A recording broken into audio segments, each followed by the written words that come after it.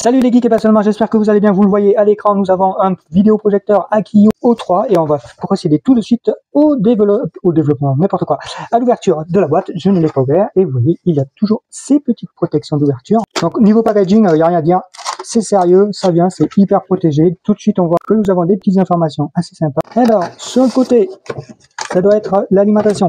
Ah, un cordon HDMI, alors ça c'est bien de l'avoir parce que des fois ils livrent sans savoir. Un cordon d'alimentation, petit machin pour l'USB, donc ça c'est bien de l'avoir de cette façon. Une télécommande, un mode d'emploi en français, ça c'est vachement bien. L'alimentation doit être intégrée. Et maintenant passons au vidéoprojecteur. Donc le vidéoprojecteur est quand même assez bien protégé. Il y a de la mousse un peu partout. Eh bien, le voici, le voilà. Vous voyez pas à côté de ma main, mais il est plutôt compact. Et puis surtout, il bouge dans les deux sens. Eh bien, on va faire un petit tour du propriétaire. Donc, au-dessus, nous avons la molette pour faire le réglage de la netteté. Dessous, nous avons sûrement un haut-parleur.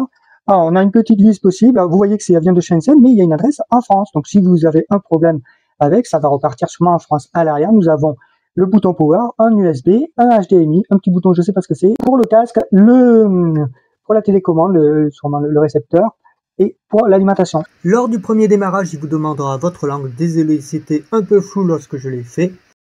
Voilà, alors là, il fait pas hyper soleil, mais on arrive quand même à voir des choses, et c'est plutôt surprenant. Donc, effectivement, il faudra le mettre pile au milieu, parce qu'il est en face de votre zone de projection.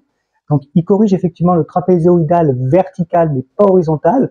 Donc, vous le mettez pile en face, enfin bien au milieu, bien centré, et ça le fait. Donc plutôt surpris. Petite vidéo sur les menus. Donc ce qui est intéressant, on voit tout de suite, on peut faire une connexion filaire, on peut ajouter un média, c'est une carte, un USB, hein, le HDMI évidemment, et on a un peu d'aide. Le premier écran de paramétrage, c'est pour l'image, pour la vidéo. Moi je mets un mode image dynamique, il y en a plusieurs évidemment. À vous de choisir, et vous pouvez choisir les températures de couleur. Le mode musique, vous pouvez soit sélectionner un mode déjà tout fait, soit utiliser l'équaliseur, ce qui peut être pas mal aussi. Si vous utilisez l'équaliseur, vous pouvez plus choisir évidemment un mode musique, donc un mode de film. Ici, nous avons le menu où on peut régler la langue. Il y a des menus, je ne comprends pas ce que ça veut dire, comme feuilleté et escalade, je ne sais pas. Lorsqu'on change de feuilleté, ça change pour l'accrocher au plafond en parallèle. Il y a évidemment un petit menu Bluetooth plutôt bien fait, et nous on a déjà activé une petite enceinte. Côté caractéristique, ce qui est mis en avant sur ce vidéoprojecteur, c'est qu'il est en 720p compatible 1080p. Il a une luminosité de 10 000 lumens annoncée, et c'est vrai qu'il se débrouille plutôt bien, même avec des volets ouverts lorsqu'il fait mauvais à l'extérieur. Le contraste est donné de 1 pour 10 000 pour 1, et ça c'est plutôt bien, et effectivement il a un très bon contraste. L'autre caractéristique, c'est qu'il est orientable jusqu'à la position verticale. Ils annoncent un angle de 270 degrés, il le fait. Vous pouvez le positionner devant, derrière, sur le plafond. Il gère, ça c'est très bien, il gère plusieurs langues aussi. Le port HDMI permet de brancher à peu près tout et n'importe quoi. Il donne pas la norme, mais on est passé jusqu'à du 1.4 sans problème. On peut brancher une clé USB avec des films dessus, MP4. Alors il prend pas tous les encodages, des fois il n'y a pas l'image, des fois il n'y a pas le son, mais globalement tout passe. Parce que vraiment, c'est lorsque je fais des tests, j'ai des encodages un peu bizarres pour les tests. La télécommande, elle est sympathique. La correction trapézoïdale automatique est parfois perfectible, mais heureusement, vous corrigez ça à la main. De toute façon, nous, on n'arrête pas de le faire parce qu'on balade pas mal le vidéoprojecteur.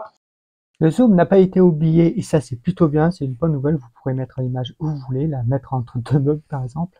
Il est en Bluetooth 4. Vous voyez là, il est connecté avec une clé Fire TV. Ça marche super bien. En plus, on peut l'auto-alimenter, ce qui est vachement bien. Est-ce que projeter au plafond ces gadgets? Eh ben non, finalement, c'est assez agréable. Mon fils a passé une soirée comme ça. Il a dit par contre, c'est bizarre, lorsqu'il est en position verticale, le ventilateur fait pas mal de bruit, mais vous prenez une petite enceinte comme ça et ça le couvrira direct.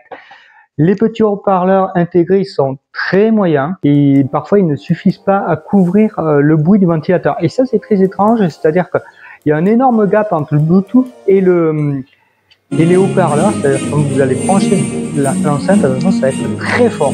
Alors on l'a testé dans toutes les situations, c'est-à-dire on a projeté de l'Excel, on a joué. Alors franchement les jeux ça passe très bien, enfin au moins avec la Switch.